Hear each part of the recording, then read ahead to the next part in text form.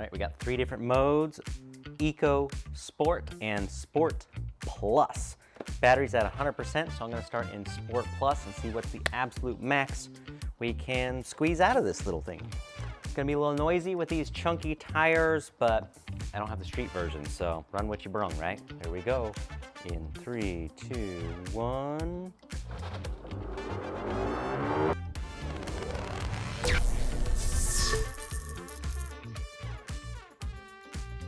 Right.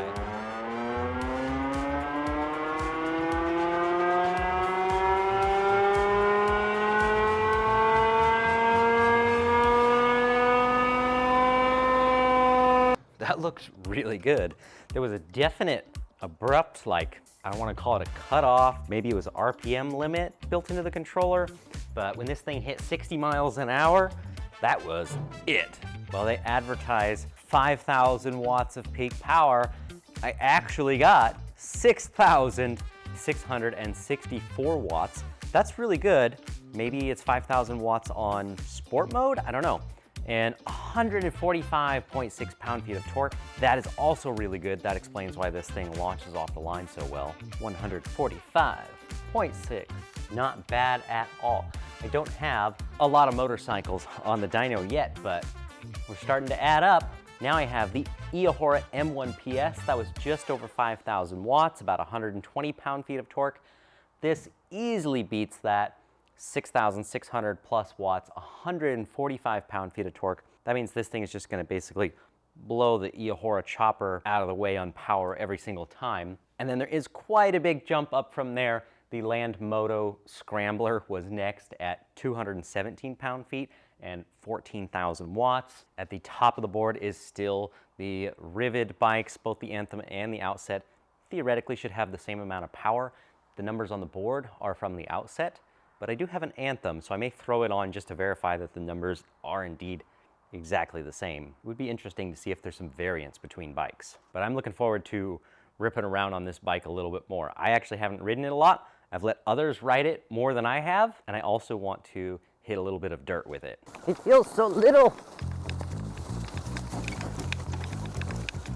All right, this is the Scrambler one, so we gotta do a little bit of off-road with it. Let's see how it does around the oval track.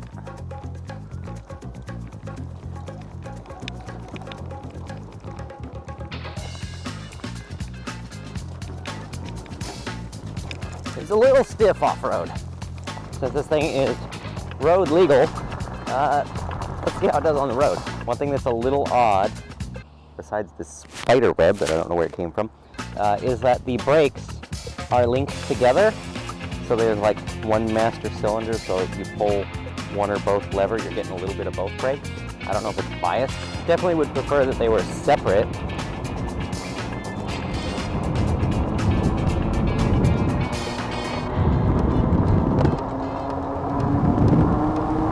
Obviously these tires aren't ideal because they're kind of noisy, but that's what I got.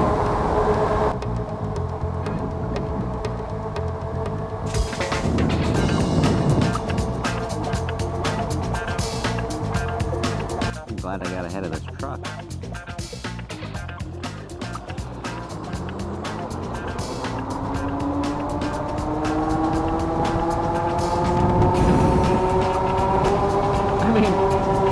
One thing this is maneuverable. It's so light.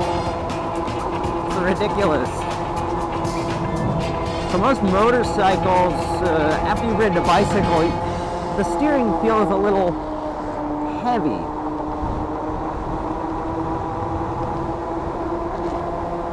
It just takes a little more muscle to lean into the turns. And this thing is like, it's not twitchy, but it's very light on the steering. I kind of wish I had the street version for these to really lean it over. But this is still a lot of fun. I feel like I could whip this thing around a go-kart track. Alright, just out of curiosity, I'm going to change the mode down to Sport.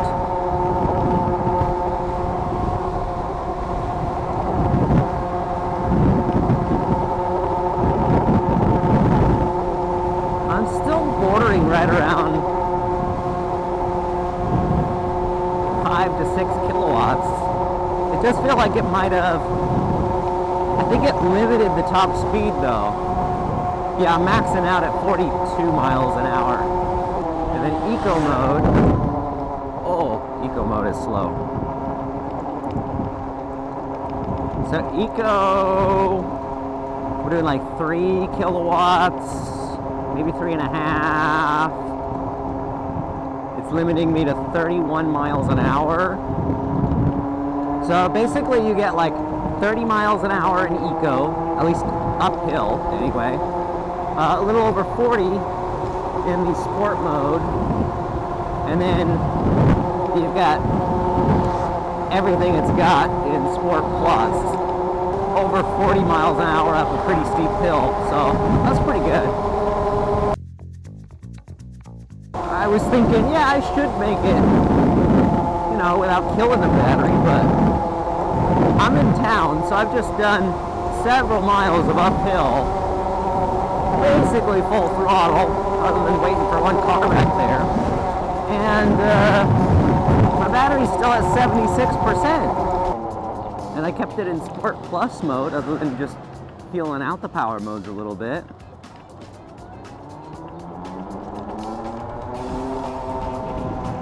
So the range on this thing would be actually pretty stinking good.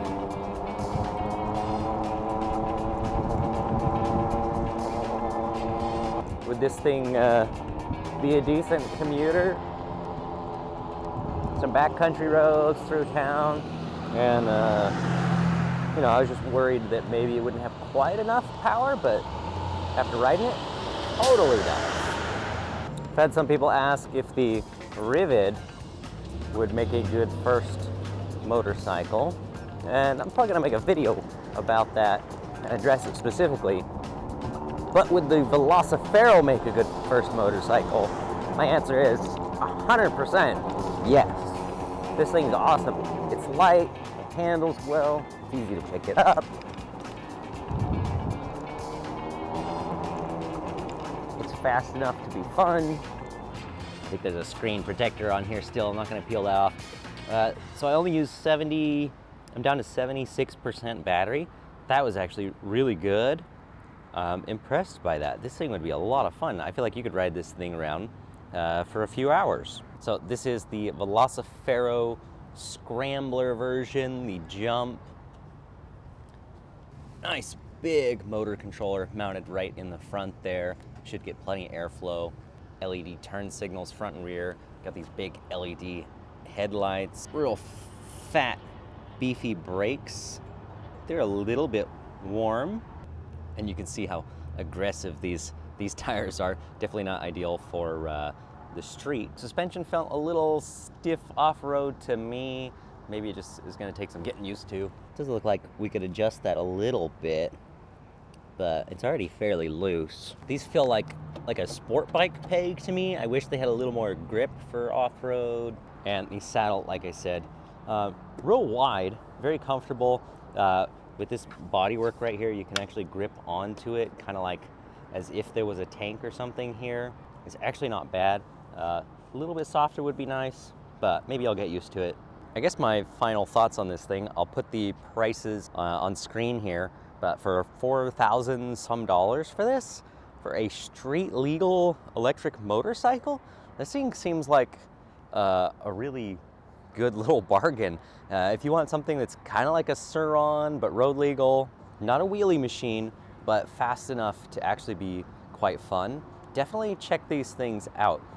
If I want to sell these, I'm actually going to have to go through the process of becoming a licensed DMV whatever motorcycle dealer, which is something that I've thought about in the past, and this fits so well in with the electric bikes that it just might push me over the edge to actually do that. It's small, it doesn't take up a lot of floor space, and it's kind of a natural progression. If you can ride an e-bike, you can ride this thing.